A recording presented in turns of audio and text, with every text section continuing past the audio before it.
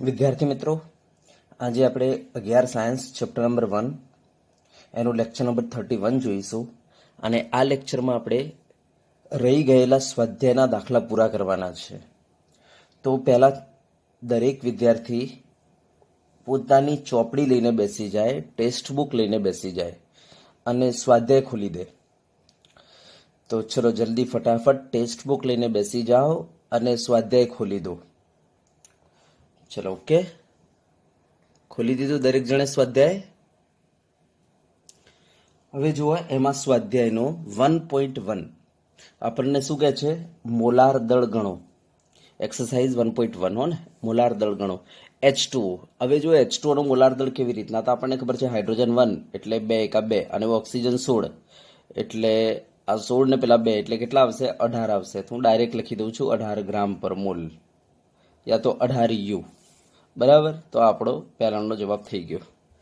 ચલો બરાબર, યસ. ચલો CO2 આપણે કાઢવો છે, તો બોલો શું કરીશું? 1 ટાઈમ્સ કાર્બન કરી દઈશું અને 2 ટાઈમ્સ ઓક્સિજન કરી દઈશું. બરાબર, 1 ટાઈમ્સ કાર્બન એટલે કેટલા? 12 પ્લસ 2 ટાઈમ્સ ઓક્સિજન એટલે કેટલા? 16. તો આ તમારા 16 દુની 32 અને પેલા 12 એટલે કેટલા થશે? 44. એકમ શું લાગે પાછળ? યુ અથવા ગ્રામ પર મોલ. ચલો થઈ ગયો. ચલો CH4 આપણે કાઢવો છે, તો જો આમાં એક કાર્બન છે અને 4 શું છે આપણી પાસે? હાઇડ્રોજન છે. ચલો ઓકે, યસ. એક કાર્બનના કેટલા? 12 યુ અને 4 અને હાઇડ્રોજન માટે 1 યુ, એટલે ટોટલ મિલાવો તમારે કેટલા થાય? 12 એકા 12 ને પેલા 4 એટલે 16 યુ. તો પેલો દાખલો આપણો પૂરો થઈ ગયો. બરાબર, યસ. તમને આવડે એવું છે, એમાં કંઈ છે નહીં. ચલો હવે એના પછી જુઓ સ્વાધ્યાયનો 1.2 Na2SO4 માં રહેલ જુદા જુદા તત્વોના દળ ટકા ગણો. તો આપણે ટકાવાર દળ કાઢવાનું છે. તો ચલો પહેલા જો મારે સોડિયમનું કાઢવું છે, તો ટકા સોડિયમ ઇઝ ઇક્વલ ટુ શું કરીએ? તો આપણે કહીશું સોડિયમના કારણે આમાં દળ કેટલું છે એ મૂકી દઈએ. તો સોડિયમના કારણે કેટલું? તો જુઓ 2 સોડિયમ છે, હવે 1 સોડિયમનો એટલે 23, તો 23 દુ 46 થઈ જશે. અને નીચે આપણે ટોટલ દળ મૂકી દઈએ. ટોટલ દળ કેટલો? તો અહીંયા 23 દુ 46, સલ્ફર 32 અને ઓક્સિજન 16 એટલે 16 ચોક 64. તમે ટોટલ કરશો ને તો તમારે 142 આવી જશે. તો દળ છે 142 ટોટલ, એમાં સોડિયમના કારણે 46 છે. મલ્ટીપ્લાય શું કરી દઈએ? 100, એટલે આપણને ટકા સોડિયમ મળી જશે 32.39. આ થઈ ગયું.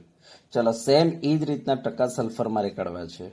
તો પહેલા તો ટોટલ 142 છે, એમાં સલ્ફરના કારણે કેટલો છે? તો એક જ સલ્ફર છે ને, જોઈ લો.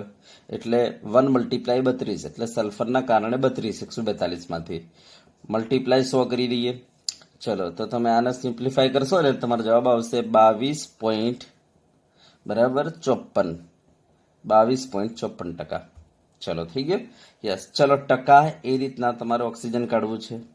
તો ટોટલ આપણી પાસે 142 છે, એમાંથી ઓક્સિજનના કારણે કેટલું? તો જો આવા 4 ઓક્સિજન છે, તો 16 ચોક 64, તો 64 ઓક્સિજનના કારણે મલ્ટીપ્લાય શું કરી દઈએ? 100 કરી દઈએ. સમજ્યા વાત ને? યસ. ચલો આને સિમ્પ્લિફાય કરો તો જો આ 45.07 આવશે જવાબ તમારો. તો ટકા થઈ ગયો. તો બોલો આ રીતના સ્વાધ્યાય 1.2 આવડશે? Okay, yes. ચલો હવે નેક્સ્ટ આપણે જોઈએ સ્વાધ્યાય 1.3. જુઓ તમારી ચોપડીમાં મેં ઓલરેડી કરી દીધેલો છે. ચોપડી ખુલ્લી છે ને? ચેક કરી લો. સ્વાધ્યાય 1.3 મેં કરી દીધેલો છે. ચલો બરાબર, યસ. ચલો પછી સ્વાધ્યાય 1.4 આપણે જોઈએ. તો જો એ શું કહે છે? CO2 નું પ્રમાણ ગણો. આપણને કહે છે કે 1 મોલ કાર્બનને હવામાં બાળવામાં આવે ત્યારે 1 મોલ કાર્બનને, એટલે કે કાર્બન પ્લસ O2 હવામાં બાળવું એટલે O2 gives CO2. આપણને ખબર છે. બરાબર. હવે આપણને ખબર છે જો 1 મોલને આપણે બાળીએ ને તો સામે CO2 એ કેટલા મળે? 1 મોલ. બરાબર. તો આપણને 1 મોલ કાર્બનને બાળવાથી સામે CO2 1 મોલ મળે છે.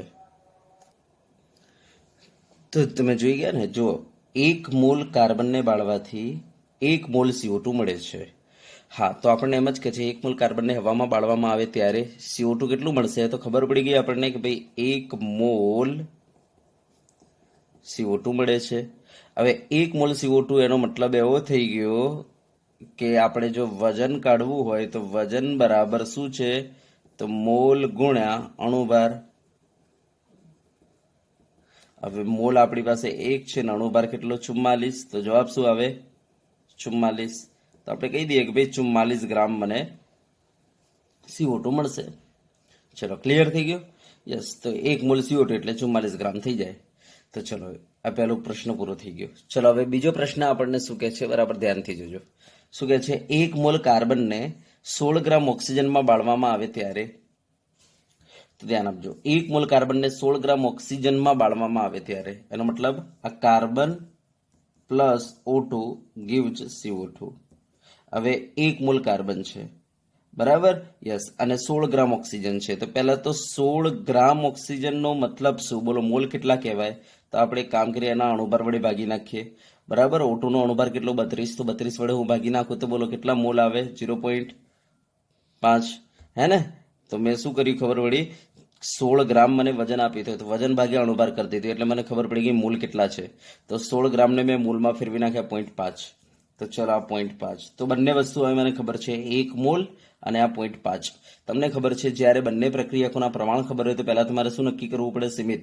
અને સીમિત નક્કી કરવા માટે જ મેં આ 16 ગ્રામ ઓક્સિજનને શામાં ફેરવી દીધો? મોલમાં ફેરવી દીધો છે. ધ્યાન આપજો, કારણ કે તમને ખબર છે કે જો મોલ ખબર હોય ને તો મોલ ઉપરથી આપણે સીમિત પ્રક્રિયક કાઢી શકીએ છીએ. કેવી રીતના? તો આ જે મોલ હોય એને એના તત્વ એકમેથી ગુણાંક વડે ભાગી નાખો તો 1/1 કરો, અહીંયા 0.5/1 કરો, હે ને? તો નાનો કયો આવે છે? આ 0.5 વાળો ને, માટે કહી દો આ સીમિત પ્રક્રિયક છે, બરાબર. આ સીમિત પ્રક્રિયક છે. અને હવે આપણે કહી શકીએ કે જો 1 મોલ ઓક્સિજન જાય તો સામે 1 મોલ CO2 બને. તો અત્યારે 0.5 મોલ ઓક્સિજન આપણને આપેલું છે, તો સામે CO2 કેટલા બનશે? તો આપણે કહી શકીએ કે CO2 કેટલા બનશે? 0.5 મોલ, હે ને? 1 મોલ થાય છે, તો 0.5 હોય આપણી પાસે, તો આ કેટલા બને CO2? તો કહી દો CO2 ના મોલ બોલો કેટલા આવ્યા? 0.5, હે ને? આપણે ઓક્સિજનને ધ્યાનમાં રાખીને બનાવીશું, કારણ કે ઓક્સિજન આપણો સીમિત પ્રક્રિયક છે. તો ઓક્સિજનને જોતા આપણે કહી શકીએ 1 બને. હવે ઓક્સિજન આપણને કેટલો આપેલો છે? રકમમાં 0.5 આપેલો છે, તો કહી દઈએ 0.5 કેટલા બને? તો 0.5. તો 0.5 મોલ CO2 બને. હવે CO2 ના 0.5 મોલ ખબર પડી ગઈ. તો હવે વજન શોધવું હોય તો શું કરીએ? વજન બરાબર મોલ ગુણ્યા અણુભાર, એટલે 0.5 મોલ થઈ ગયા CO2 ના. અણુભાર કેટલો? 44, એટલે તમે મિલાવશો એટલે તમારો જવાબ આવશે 22 ગ્રામ. તો કહી દો કે 1 મોલ કાર્બનને 16 ગ્રામ ઓક્સિજનમાં બાળવામાં આવે ત્યારે આપણને 22 ગ્રામ બરાબર CO2 મળશે. હા, કેટલો કાર્બન રહી જશે પ્રક્રિયા કર્યા વગર, બરાબર, એનાથી આપણને કોઈ મતલબ નથી, કારણ કે બે પ્રક્રિયકો આપેલા હતા. પહેલા મેં સીમિત પ્રક્રિયક ડિસાઇડ કરી દીધું.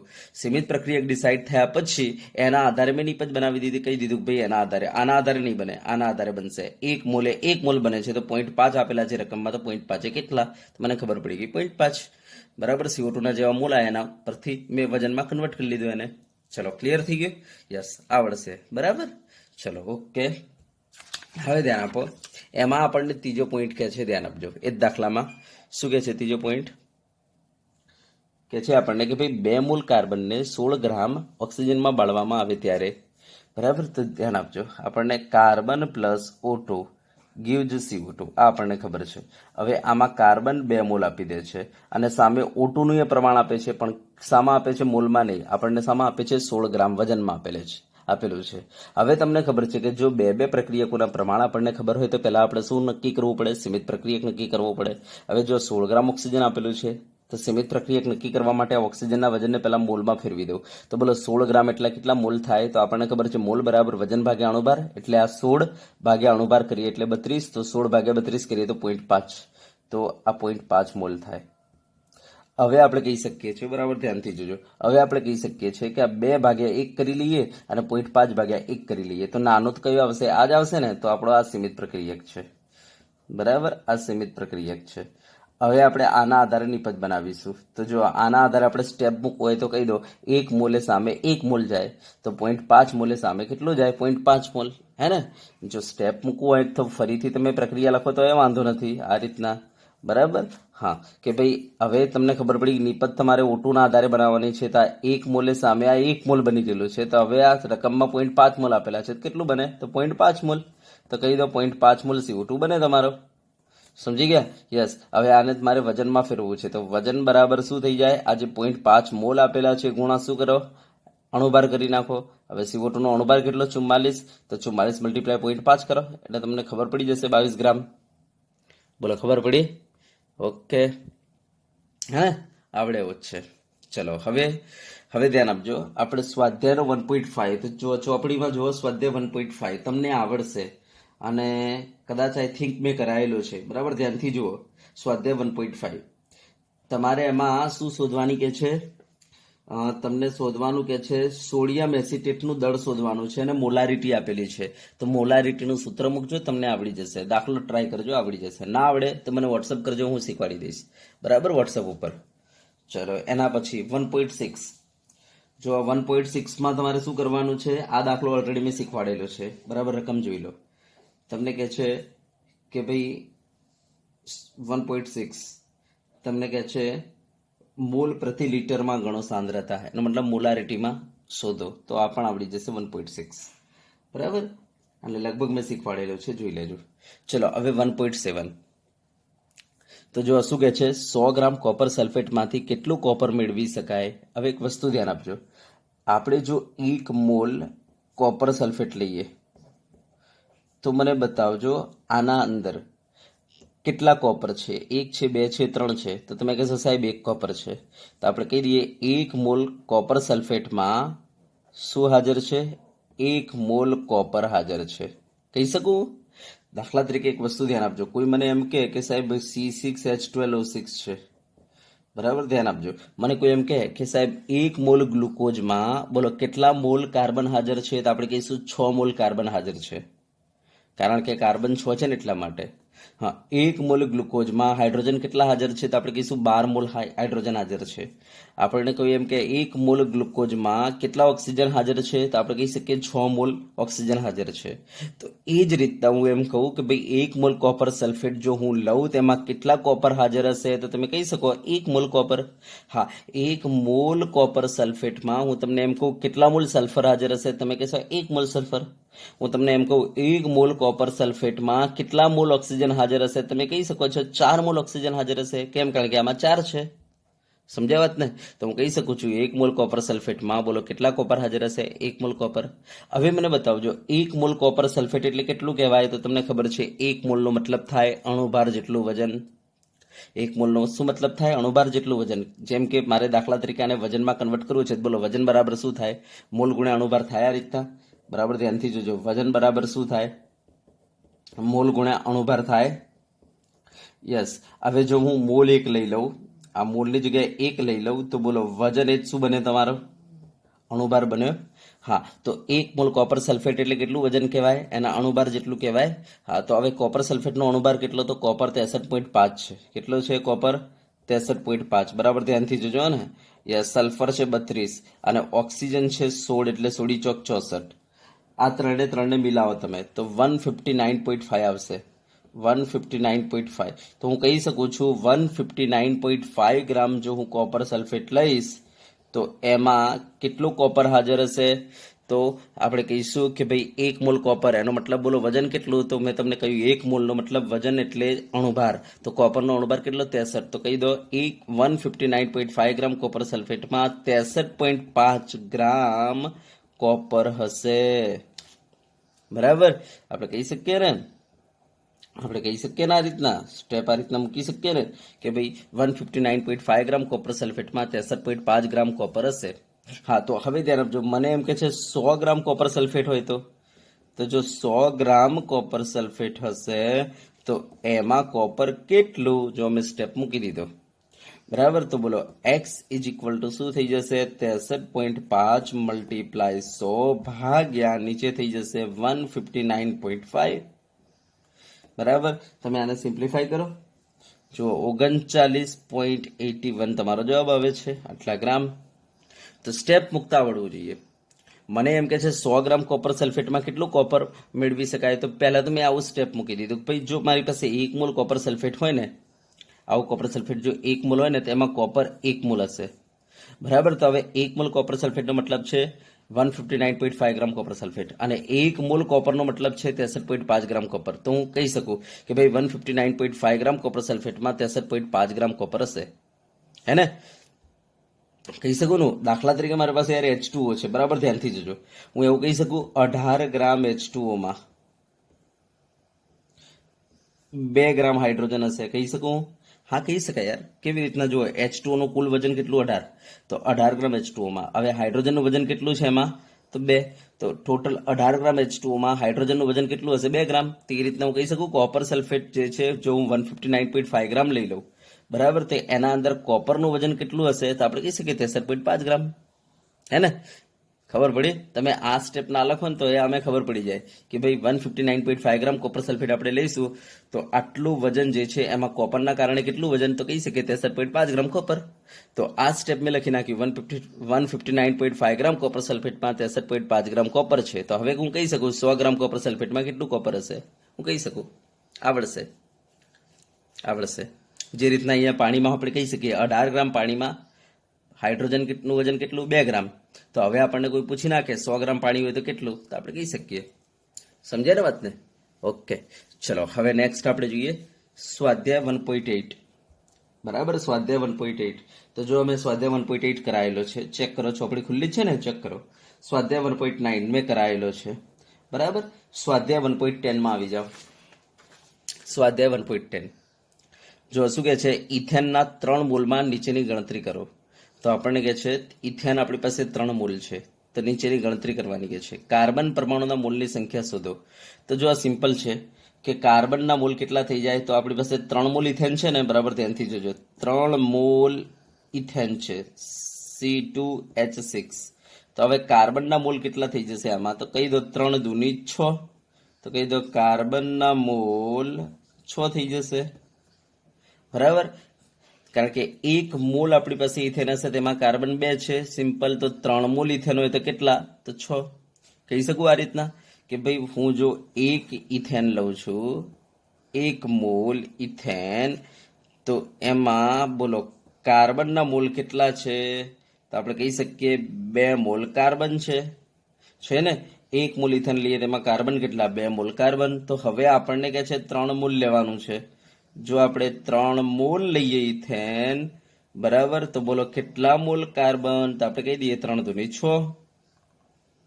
ચલો, આવડશે? હે ને? કહી શકીએ ને આપણે આ રીતના કે ભાઈ 1 મોલ હું ઇથેન લઈશ તો બોલો એમાં કાર્બન કેટલા મોલ છે? 2. તો કહી દઉં 1 મોલ ઇથેન તો 2 મોલ કાર્બન, બરાબર. તો હવે મને રકમમાં કહે છે 3 મોલ હોય તો 3 મોલમાં બોલો કાર્બન કેટલા? કરી નાખો 6. ચલો, એ જ રીતના કે છે હાઇડ્રોજન પરમાણુના મોલની સંખ્યા શોધો. તો મને બતાવજો 1 મોલ જો હું ઇથેન લઉં તો મને બતાવજો આમાં હાઇડ્રોજન કેટલા છે? તો 6. તો 6 મોલ હાઇડ્રોજન કહી શકું. ઓકે, તો હવે મારી પાસે ઇથેનના 3 મોલ છે. જો 3 મોલ ઇથેન લઈશ તો બોલો એમાં હાઇડ્રોજનના કેટલા મોલ થશે? તો 6 તરી 18. તો હાઇડ્રોજનના 18 આવશે. બોલો, આવડશે? હે ને? યસ. તો ખબર પડી જાય ભાઈ 1 મોલ ઇથેન છે, તેમાં હાઇડ્રોજન 6 છે, એનો મતલબ 1 મોલ ઇથેનમાં 6 મોલ હાઇડ્રોજન છે. તો બોલો 3 મોલમાં આપણને પૂછે છે કેટલા? તો આપણે કાઢી શકીએ. ચલો, આવડશે? ઓકે, ચલો લખી દેજો આને. ચલો, લખી ગયું. ઓકે, જો એમાં આપણને ત્રીજો પોઈન્ટ પણ કે શું કે છે, ધ્યાન આપો. ત્રીજો પોઈન્ટ કે છે ઇથેનના અણુની સંખ્યા શોધો. હવે આપણે સંખ્યા શોધવાની છે. તો સંખ્યા બરાબર આપણને ખબર છે મોલ ગુણ્યા Na. હવે ઇથેન જે છે એના અણુના મોલ આપણને લખીને આપેલા છે 3. રકમમાં આપણને કહે છે 3 મોલ ઇથેનના 3 મોલ. તો ટોટલ ઇથેનના અણુઓ જે છે 3 મોલ છે. હવે N ની કિંમત 6.022 ગુણ્યા 10⁻23 છે. તો તમે જોશો તો 6 તરી 18.0, 3 દૂની 6, 3 દૂની 6 ગુણ્યા 10⁻23. તો કહી દો આટલા ઇથેનના અણુઓ હશે. ચલો, આવડશે? ઓકે, ચલો હવે જો સ્વાધ્યાયનો 1.11. સ્વાધ્યાય 1.11 તમને આવડશે, તમે જાતે ગણી લેજો. જો તમને એમાં શું કહે છે, સાંદ્રતા શોધવાની છે મોલ પર લીટરમાં. સાંદ્રતા મોલ પર લીટરમાં એટલે કે મોલારિટીમાં. તમને મોલારિટી આવડશે તો 11મો દાખલો ગણીને મને મોકલાવાનો છે, બરાબર. આજે ને આજે 1.11 ગણીને હું ચેક કરીશ કે કોણે મને મોકલાયો. ચલો, પછી એના પછી 1.12. બરાબર. હા 1.12. હા તો 1.12 અહીંયા લખવાનો રહી ગયેલો છે 1.12. ઓકે, હું પહેલા એને 1.12 ને ગણાવી દઉં તમને. ઓકે, તો ચલો સ્વાધ્યાય 1.12. બરાબર, ધ્યાનથી જોજો. અંદર લખવાનો રહી ગયો તો માટે મેં અલગથી તમને અહીંયા ગણાવી દઉં છું. તો જો આ સ્વાધ્યાય 1.12 શું કહે છે, જો મિથેનોલની ઘનતા 0.793 કિલોગ્રામ પર લીટર હોય તો તેનું 2.5 લીટર 0.25 મોલાર દ્રાવણ બનાવવા માટે કેટલું કદ જોઈશે. તો તમને ઘનતા એણે લખીને આપી દીધી છે. ઘનતા કેટલી લખીને આપેલી છે એણે 0.793 કિલોગ્રામ પર લીટર આ ઘનતા લખીને આપેલી છે. બરાબર. તો આનો મતલબ એવો થાય, કિલોગ્રામને જો મારા ગ્રામમાં ફેરવવું હોય તો કિલોની જગ્યાએ 10⁻³ મૂકવું પડે, તો 793 ગ્રામ પર લીટર. આનો મતલબ આવો થાય. એનો મતલબ 1 લીટરમાં આટલા ગ્રામ મિથેનોલ. બરાબર. યસ. ચલો મારે આને મોલારિટીમાં ફેરવવું છે, તો બોલો મોલારિટી ઇઝ ઇક્વલ ટુ શું થઈ જાય, તો દ્રાવ્યનું વજન. ધ્યાન આપજો, તમારું વજન કેટલું છે, 793 ગ્રામ. બરાબર. યસ. અને એ દ્રાવ્યનો અણુભાર તો મિથેનોલ છે. હવે મિથેનોલનો અણુભાર કાઢો. મિથેનોલનો મતલબ છે CH3OH. બરાબર. આપણું ઓર્ગેનિક કેમિસ્ટ્રી ચાલશે ને એટલે તમને આ સૂત્ર આવડી જશે. એટલે અત્યારે ખાલી યાદ રાખો આ સૂત્રને, પછી ધીરે ધીરે આવડી જશે. આ મિથેનોલનું સૂત્ર છે. હવે આમાં કાઢી નાખો કાર્બન 12, હાઇડ્રોજન 1 એટલે આવા 4 છે, અને ઓક્સિજન 16, એટલે ટોટલ તમે મિલાવશો તો 32 જવાબ આવશે. તો આનો અણુભાર કેટલો થયો તમારો 32 ગુણ્યા કદ 1 લીટર. બરાબર. તો તમે આ કાઢશો, તમારો જવાબ આવશે 24.78.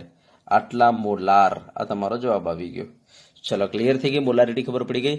હવે તમને કહે છે કે આ 0.793 કિલોગ્રામ પર લીટર હોય ને મિથેનોલની ઘનતા, એની મોલારિટી આટલી છે, તમને ખબર પડી ગઈ. ભાઈ 24.78 મોલાર વાળું મારી પાસે દ્રાવણ છે. હવે કહે છે તેનું 2.5 લીટર 0.25 મોલાર દ્રાવણ બનાવવા માટે કેટલું કદ જોઈશે. તો આમાંથી કેટલું કદ જોઈશે, આપણે કયું દ્રાવણ બનાવવાનું છે, 2.5 લીટર બનાવવાનું છે 0.25 મોલાર.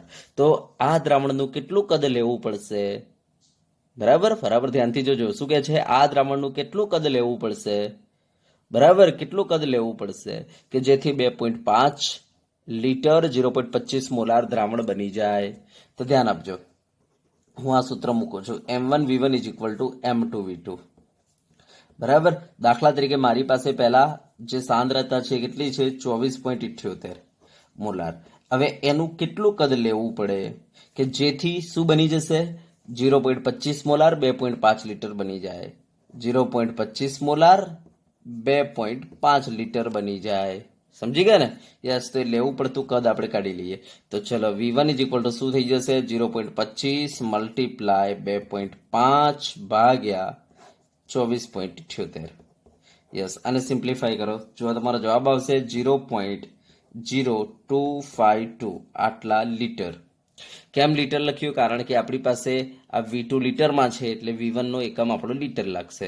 તો આટલા લીટર તમારે લેવું પડે. ચલો આને ml માં લખવું છે તો મલ્ટીપ્લાય 1000 કરી દો તો 25.2 થઈ જશે. તો આટલા ml લેવું પડે. એનો મતલબ જે આપણી પાસે જે દ્રાવણ છે ને 24.78 મોલાર, એ તમારે 25.2 ml લેવું પડે કે જેથી તમારું દ્રાવણ બની જશે 2.5 લીટર 0.25 મોલાર. તો ચલો ક્લિયર છે.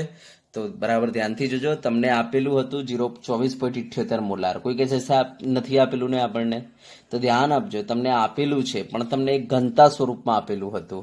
તો મેં ઘનતાને મોલારિટીમાં ફેરવીને કહી દીધું કે ભાઈ મારી પાસે જે દ્રાવણ છે 24.78 મોલાર છે.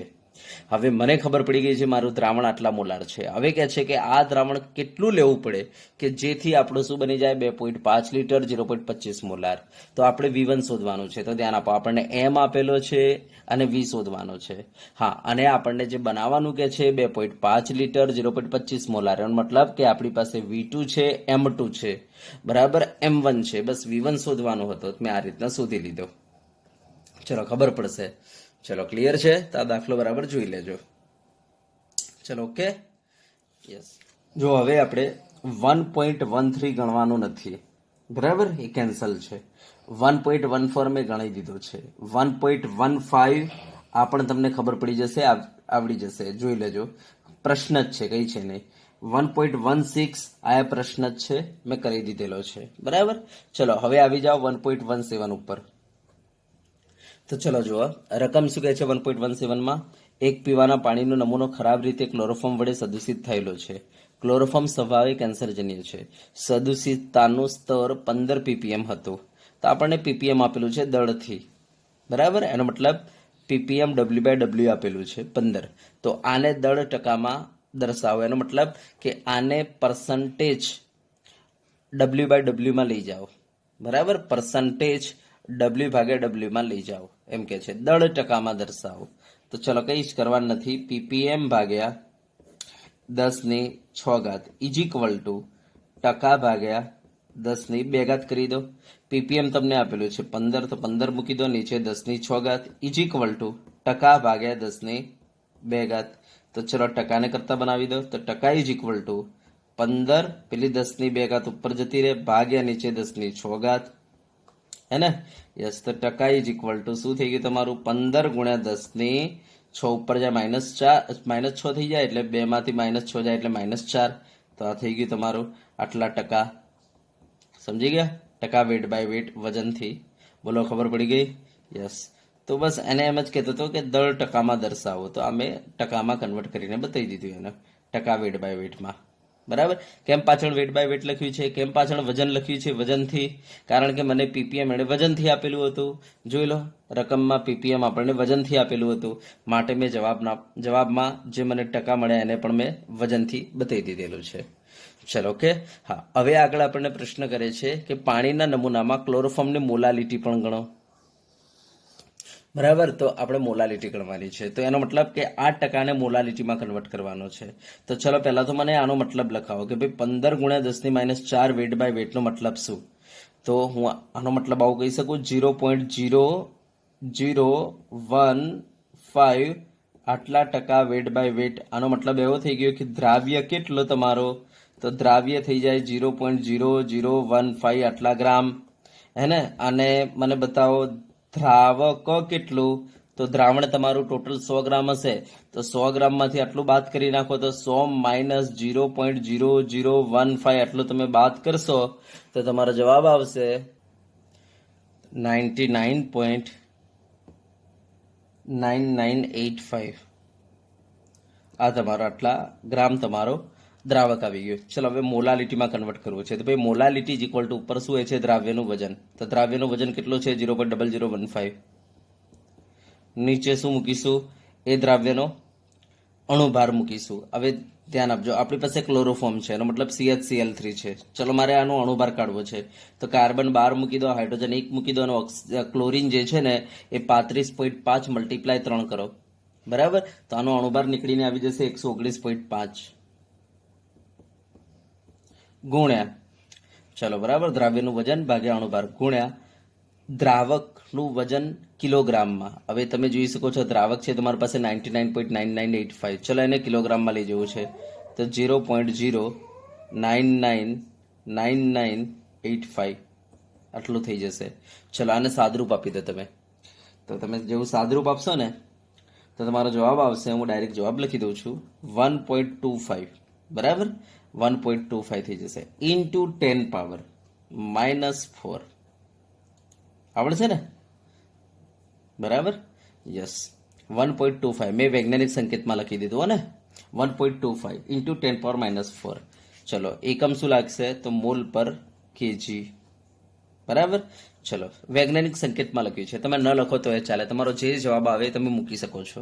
બરાબર. તમારો જવાબ કંઈક આ ટાઈપનો આવશે, 0.00125. આવો જવાબ આવશે તમારો. તો ચાલી જાય. બરાબર. તો આ આપણો જવાબ થઈ ગયો મોલ પર કેજીમાં. ચલો ઓકે, ડન. ઓકે, ચલો આવડશે ને? યસ. ચલો હવે આપણે નેક્સ્ટ જોઈએ. જુઓ 1.18. બરાબર. આપણને શું કહે છે? વૈજ્ઞાનિક સંકેતમાં દર્શાવો. બરાબર. તો 0.0048 અને વૈજ્ઞાનિક સંકેતમાં લખવાનો છે. હવે મેં તમને કહેલું છે વૈજ્ઞાનિક સંકેતમાં લખવા માટે શું કરવાનું? તો એક અંક પછી તરત જ આપણે શું કરી દઈશું? પોઈન્ટ મૂકી દઈશું. તો 4.8 લખી દઈશું. હવે આવું લખવા માટે તમે જોઈ શકો છો ડેસિમલ પોઈન્ટને મારે 1, 2 ને 3 ડિજિટ લઈ જવું પડ્યું. કઈ સાઈડ? તો જમણી બાજુએ. અને જમણી બાજુ લઈ જઈએ તો ઘાતમાં શું કરો? ઘટાડો કરો. તો 10⁻³ આપણો જવાબ. બોલો આવડે? યસ. ચલો હવે અહીંયા 234,000 એનો મતલબ પોઈન્ટ અત્યારે પાછળ છે, સૌથી પાછળ અહીંયા. ચલો મારે આને વૈજ્ઞાનિક સંકેતમાં લખવું છે તો 2.34 લખી દઈશું ઇન્ટુ 10 પાવર. તો ધ્યાન આપજો, આ ડેસિમલ પોઈન્ટને 1 2 3 4 ને 5 5 અંક મારે ડાબી બાજુ ખસેડવો પડશે. બરાબર, તો હું લખી દઉં છું 10 પાવર 5. બરાબર, ડાબી બાજુ જઈએ એટલે શું કરો, ગાંઠમાં વધારો કરી દો. ચલો ઓકે, યસ. ચલો હવે આ ત્રીજો, તો આપણને કહે છે 8008 છે. બરાબર, તો અત્યારે પોઈન્ટ અહીંયા છે, મારે આને લઈ જવાનું છે. બરાબર, તો વૈજ્ઞાનિક સંકેતમાં તો આપણે 8 પછી તરત જ પોઈન્ટ લાવી દઈએ, અહીંયા પોઈન્ટ મૂકી દઈએ. તો અહીંયા લઈ જવા માટે મારે શું કરવું પડ્યું, ત્યાં ડેસિમલ પોઈન્ટને 1 2 ને 3 ડિજિટ બરાબર ડાબી બાજુ લઈ જવું પડ્યું. ડાબી બાજુ લઈ જઈએ એટલે ગાંઠમાં શું કરી દો, ગાંઠમાં શું કરી દો, વધારો કરી દો. અને જમણી બાજુ હોય તો ગાંઠમાં ઘટાડો. તો અહીંયા ગાંઠમાં વધારો કરી દો, કેટલા, 3 જેટલો. બોલો આવડશે? ઓકે, ચલો હવે 500 છે, તો બોલો આને શું લખવું, તો 5.00 લખાય ઇન્ટુ, ચલો ડેસિમલ પોઈન્ટને આપણે 1 2 ડિજિટ આપણે ડાબી બાજુ ખસેડીશું. બરાબર, ડાબી બાજુ લઈ જવું પડશે ને, યસ. તો 2 જેટલો વધારો કરી દો, યસ. હવે અહીંયા તો જુઓ, તમારે ડેસિમલ પોઈન્ટ એક અંક પછી તરત જ છે, એટલે તમારે અહીંયા કોઈ છેડખાની કરવાની જરૂર નથી. એનો મતલબ ડેસિમલ પોઈન્ટને ના આગળ કે ન પાછળ લઈ જવાનો. એનો મતલબ એના ઉપર કેટલો ઘાત આવશે, 10⁻0 ઘાત, કારણ કે આપણે ડેસિમલ પોઈન્ટને ના આગળ લઈ ગયા કે ન પાછળ લઈ ગયા, કોઈ ચેન નથી, માટે 10⁻0 ઘાત. ચલો ક્લિયર થઈ ગયું. તો આનો મતલબ એવો છે કે મેં તમને કહ્યું હતું n ગુણ્યા 10⁻n ઘાત માં દર્શાવવાની રીતને શું કહેવાય છે ખબર છે ને? દર્શાવવાની રીતને આપણે શું કહીએ છીએ, વૈજ્ઞાનિક સંકેત, જ્યાં n ની કિંમત હંમેશા 1 કે 1 થી મોટી પણ 10 થી નાની રહેવી જોઈએ. તો જો આ રહી, આ રહી, આ રહી, આ રહી, જો આ બધી 1 અથવા 1 થી મોટી છે પણ 10 થી નાની છે. ચલો ક્લિયર થઈ ગયું. ઓકે, તો વૈજ્ઞાનિક સંકેતમાં લખતા આવડે છે. ચલો હવે ધ્યાન આપજો. નેક્સ્ટ 1.19 અર્થસૂચક અંક લખો. તો ચલો આના અંદર કેટલા અર્થસૂચક અંક, તો આપણને ખબર છે, મેં તમને કહ્યું હતું આગળના શૂન્ય અર્થસૂચક હોતા નથી, વચ્ચે જો શૂન્ય આવે તો અર્થસૂચક હોય છે, અને પાછળના શૂન્યો માટે મેં તમને કહ્યું હતું કે જો તમારી સંખ્યામાં ડેસિમલ પોઈન્ટ હોય ને તો જ પાછળના શૂન્યો અર્થસૂચક, નહીતર પાછળના શૂન્ય અર્થસૂચક હોતા નથી. તો ચલો અત્યારે મને બતાવો, આગળના શૂન્ય છે એટલે અર્થસૂચક નહીં હોય. યસ, તો અર્થસૂચક અંક કેટલા આમાં, 2. ચલો આમાં કેટલા, તો આ વચ્ચે શૂન્ય છે એટલે અર્થસૂચક હશે, તો આ તો અર્થસૂચક જ છે, અર્થસૂચક, અને વચ્ચે શૂન્ય એટલે અર્થસૂચક એટલે 3. યસ, આ અર્થસૂચક, આ અર્થસૂચક, વચ્ચે શૂન્ય છે એટલે અર્થસૂચક એટલે કેટલા, આમાં 4. યસ, હવે જો આ પોઈન્ટ આપેલો છે ને, તો કેટલીક બુકોમાં આવું લખીને આપેલું છે. હવે બરાબર, તો ધ્યાન આપજો, જો પેલા પોઈન્ટ આપેલું હોય ને તો આપણે કહીશું આ અર્થસૂચક, આ અર્થસૂચક, આ અર્થસૂચક, અને પોઈન્ટ પછીના જે નંબર છે આ શૂન્ય છે પણ અર્થસૂચક, તો ટોટલ અર્થસૂચક 6. પણ જો આવું કોમા કરીને આપેલું હોય તો બરાબર, તો એમ સમજવાનું આ પૂર્ણ સંખ્યા છે, આમાં કોઈ ડેસિમલ પોઈન્ટ નથી, તો આ પાછળના શૂન્ય અર્થસૂચક લેવાના નહીં. તો એ વખતે અર્થસૂચક કેટલા રહેશે, તમારા 3 રહેશે. તો આ ધ્યાન આપજો, જો પોઈન્ટ હોય તો તમારે 6 સમજવાના, અને પોઈન્ટ ના હોય એની જગ્યાએ કોમા હોય ને તો તમારે 3 સમજવાના. તો આપણી ગુજરાતી મીડિયમની ચોપડીમાં અહીંયા પોઈન્ટ આપેલું છે, પણ ઇંગ્લિશ મીડિયમની ચોપડીમાં કોમા આપેલું છે, તો મેં બંને લઈ લીધા. ચલો બરાબર, યસ. ચલો હવે આ છે 500, પણ જો પોઈન્ટ છે તો આ તો અર્થસૂચક જ છે. હવે આ પોઈન્ટ છે માટે પાછળના શૂન્ય બધા આપણે અર્થસૂચક લઈ લઈશું. તો ટોટલ અર્થસૂચક અંક કેટલા થયા તમારા, 4. ચલો હવે આ અર્થસૂચક, આ અર્થસૂચક, આ અર્થસૂચક, વચ્ચેના શૂન્ય તો અર્થસૂચક જ હોય, તો 1 2 3 4 ને 5 થઈ ગયા તમારા અર્થસૂચક. ચલો ક્લિયર, યસ. ચલો હવે 1.20, તો જો શું કે છે, 3 અર્થસૂચક અંક સુધી સનિકટન કરો. તો 3 અર્થસૂચક એટલે આ પહેલો તો અર્થસૂચક જ છે, આ અર્થસૂચક જ છે, અને આ અર્થસૂચક, તો આટલે સુધી સનિકટન કરવાનું છે. તો પાછળ 1 છે જે 5 કરતા કેવો છે, નાનો છે, તો આપણે શું કરીશું, ચેન્જ કર્યા વગર એમને લખી દઈશું 34.2. કોઈ વસ્તુ આમાં ઉમેરીશું નહીં, કારણ કે પાછળ જે છે 5 કરતા કેવો છે, નાનો છે. જો 5 કરતા મોટો હોય ને તો આના અંદર એડ કરો, અને 5 હોય તો શું કરો, આગળની સંખ્યા ચેક કરો, એકી છે કે બેકી. જો બેકી હોય તો એમને લખો, ને એકી હોય તો એડ કરીને લખો. ચલો બરાબર, દાખલા તરીકે મારે આને લખવો છે, તો 3 અર્થસૂચક અંક સુધી, તો પહેલો તો અર્થસૂચક છે, બીજો અર્થસૂચક, ત્રીજો અર્થસૂચક, એનો મતલબ કે આટલે સુધી રાઉન્ડ ઓફ કરવાનું છે. બરાબર, તો ચલો પાછળ 1 છે, બરાબર, હા પાછળ 1 છે જે 5 કરતા કેવો છે, નાનો, તો બસ એમને લખી દો 10.4.